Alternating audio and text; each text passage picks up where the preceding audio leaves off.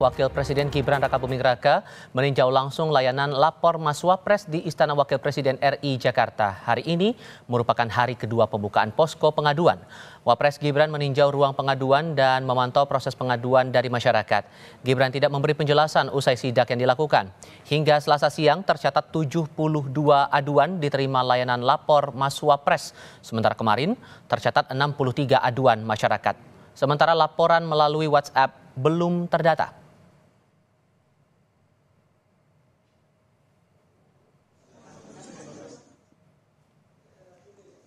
Anggota Komisi 2 DPR RI fraksi Partai Demokrasi Indonesia Perjuangan, Dedi Sitorus menanggapi program lapor Mas Wapres yang dibuka Gibran Rakabuming Raka. Dedi menilai sah-sah saja jika sudah berkoordinasi dengan Presiden Prabowo. Namun yang juga perlu diperhatikan agar layanan ini tidak tumpang tindih dengan tugas pokok dan fungsi atau tupoksi lembaga lain. Terus belajar menyelesaikan persoalan itu melalui sistem dan prosedur yang ada.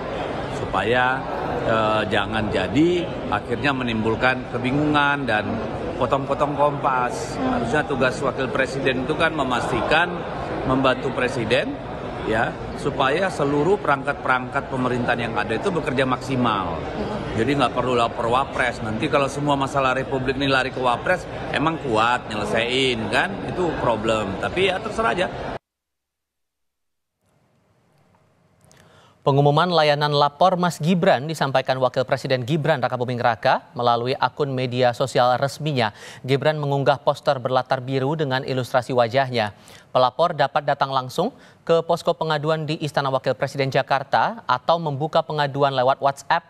Dan dalam poster yang terlihat di layar kaca saudara, tercantum informasi aduan warga dibuka pada Senin hingga Jumat pukul 8 pagi hingga 2 siang waktu Indonesia Barat. Aduan dibuka di Istana Wakil Presiden berlokasi di Jalan Kebon Sirih, Jakarta Pusat.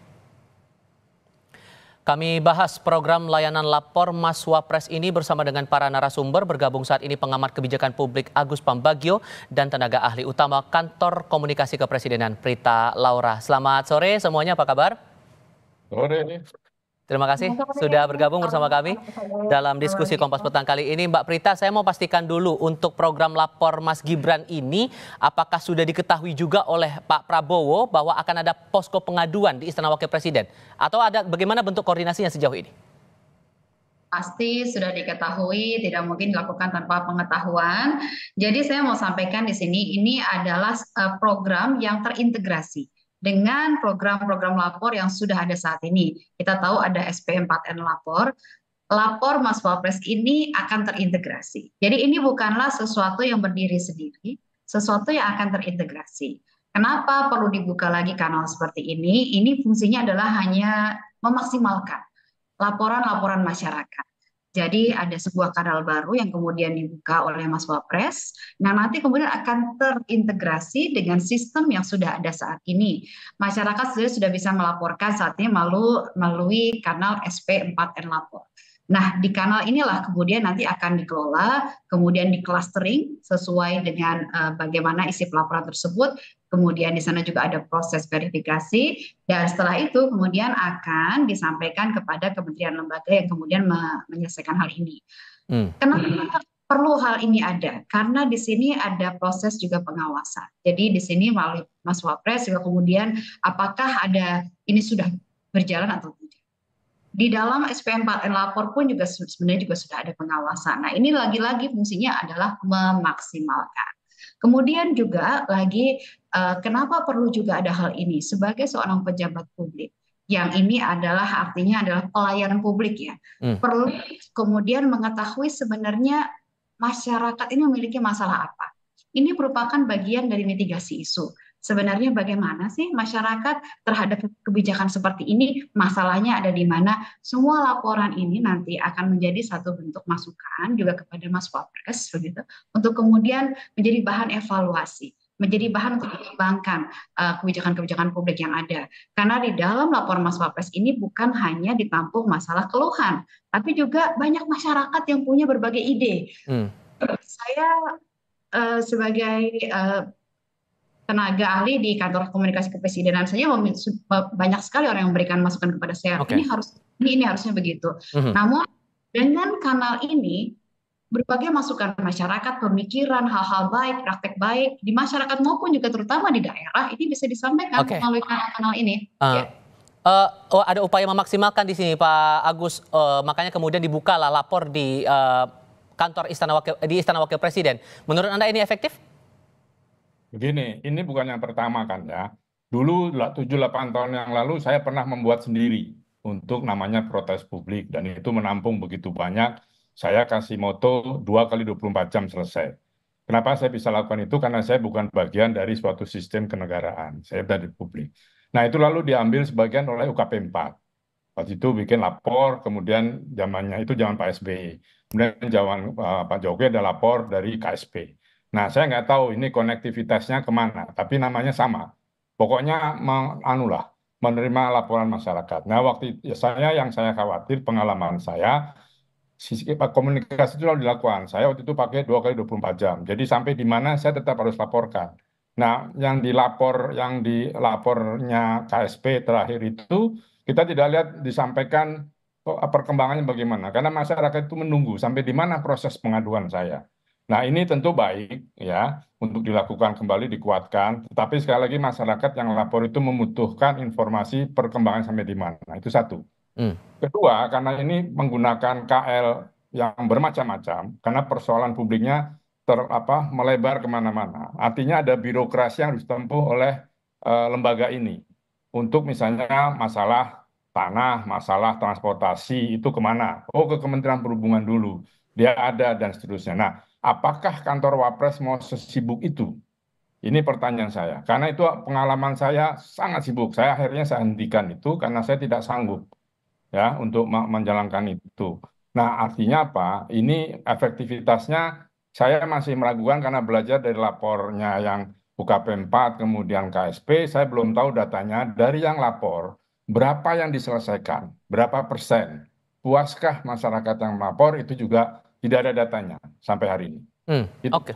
Oke, kalau gitu menjawabnya gimana Mbak Prita? Karena kan tujuannya memaksimalkan, tapi ada keraguan bahwa alur birokrasinya bakal lebih panjang. Apakah nanti akan ada prioritas isu yang bakal ditangani lebih dulu, atau mungkin ada pemotongan proses birokrasi atau gimana? Jadi karena ini terintegrasi, jadi sebenarnya lagi-lagi ini bukan suatu hal yang terpisah. Ini terintegrasi dengan sistem lapor. SP4M lapor yang di sana untuk kebijakan, ini ada di sana ada KSP, kemudian ada Pan-RB, ada Kemendagri, juga Komdiji.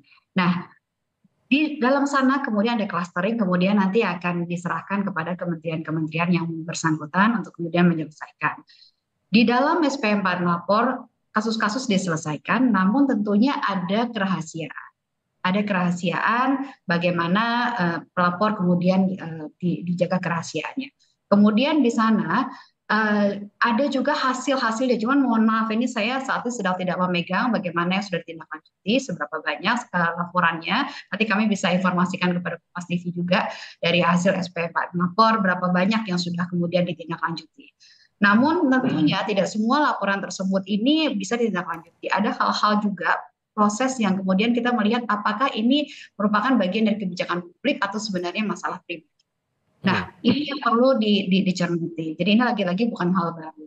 Nah, terkait dengan apa yang dilakukan oleh Mas Gibran dengan suatu gebrakan lapor Mas Wapres ini, di sini kita juga melihat bagaimana masyarakat berbondong-bondong datang. Ini sebenarnya kalau kita bicara ini sebuah upaya dari pejabat publik untuk kemudian menjalin kedekatan, mendengarkan sebenarnya masalah rakyat itu seperti apa. Ada banyak cara untuk menjalin kedekatan dan mendengarkan masalah rakyat. Salah satunya dengan hal ini. Dan di sini yang paling menarik adalah masyarakat ini melalui WhatsApp ataupun melalui datang ke kantor dari Wakil Presiden.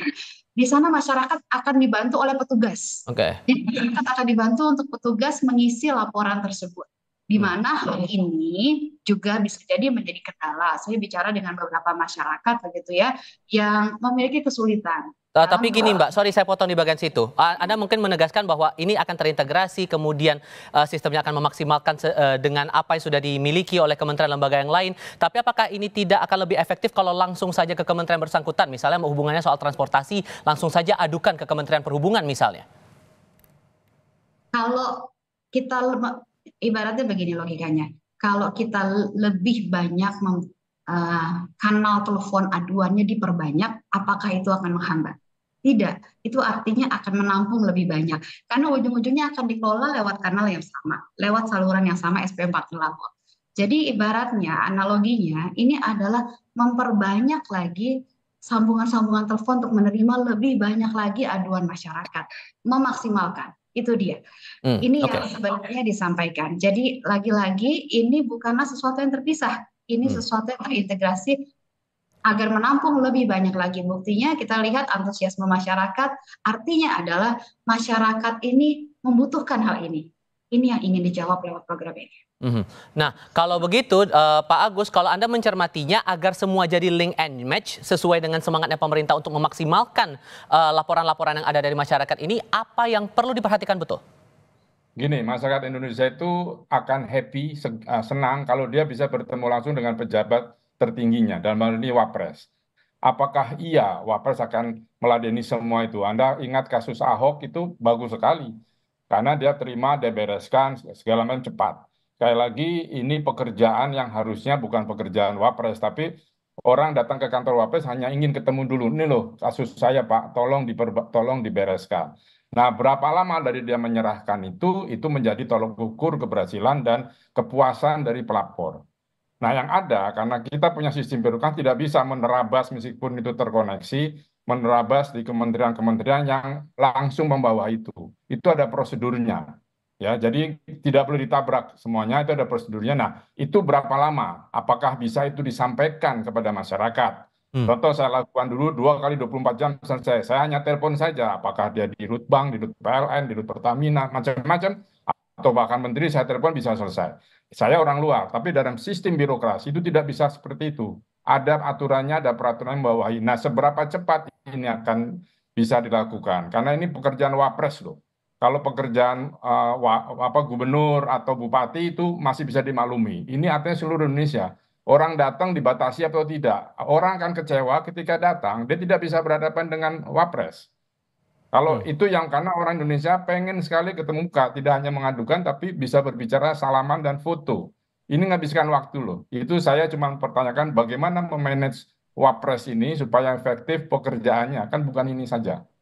Oke, idealnya kalau menurut Anda harus berapa lama butuh waktu untuk bisa menyelesaikan masalah satu aduan saja? Ya, semakin cepat semakin baik. Tetapi sekali lagi ini birokrasi. Jadi tidak bisa misalnya tadi kasus transportasi. Saya naik kereta bukan ini ngadu ke sini. Kan lapor ini atau apapun namanya, dia akan mengkona ke perhubungan lalu ke kereta api misalnya. Dan itu kan perlu waktu. Nah, bagaimana caranya mempercepat? Apakah kerja 24 jam 3 shift misalnya?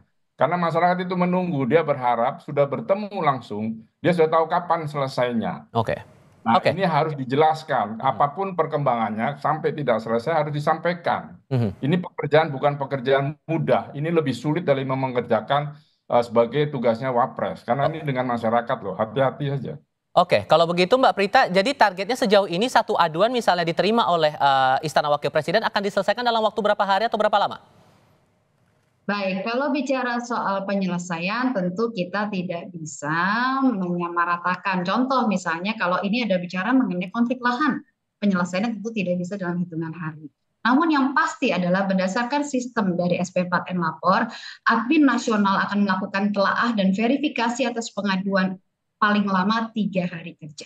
Jadi proses telaah dan verifikasi atas pengaduan itu paling lama 3 hari kerja. Mengenai penyelesaian, lagi-lagi kasus per kasus. Apakah kasus itu termasuk dalam konteks pelayanan publik atau tidak? Apakah kasus itu memang bisa diselesaikan dalam waktu singkat atau tidak? Apakah memang ini adalah kasus yang berkaitan dengan kriminal misalnya? Ketika kasusnya adalah berkaitan dengan kriminal, tentu kanalnya berbeda lagi. Tidak bisa kita bicara penyelesaian hanya dalam 1 minggu.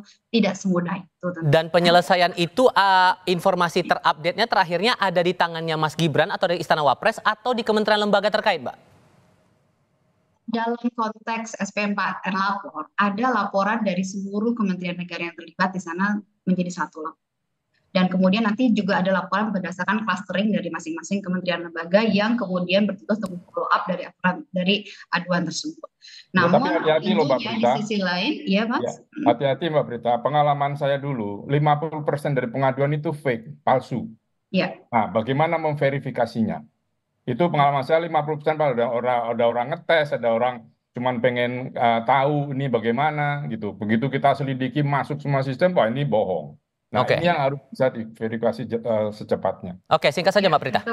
Iya, betul Mas. Jadi memang kita proses verifikasi ini menjadi sangat penting karena itu tadi palsu bisa jadi memang kita juga banyak temukan juga Mas di SP4 yang lapor. Jadi memang proses verifikasi dilakukan, ada target dari para petugas untuk melakukan verifikasi ini adalah 3 hari kerja. Verifikasi atas pengaduan tersebut apakah ini palsu atau tidak, dan tentunya ada kelengkapan data-data yang harus dilakukan agar jangan sampai ini merupakan satu fitnah. Dan di sini pun juga Ombudsman juga akan terlibat, juga bukan akan, yang sudah terlibat juga dalam sistem ini. Jadi proses pengawasan dan tata kelolanya juga sudah rapi. Oke, Mbak Prita mewakili Kantor Komunikasi Presiden dan Mas Agus Pambagio, terima kasih banyak sudah berdiskusi bersama kami kali ini. Sehat selalu semuanya, selamat sore.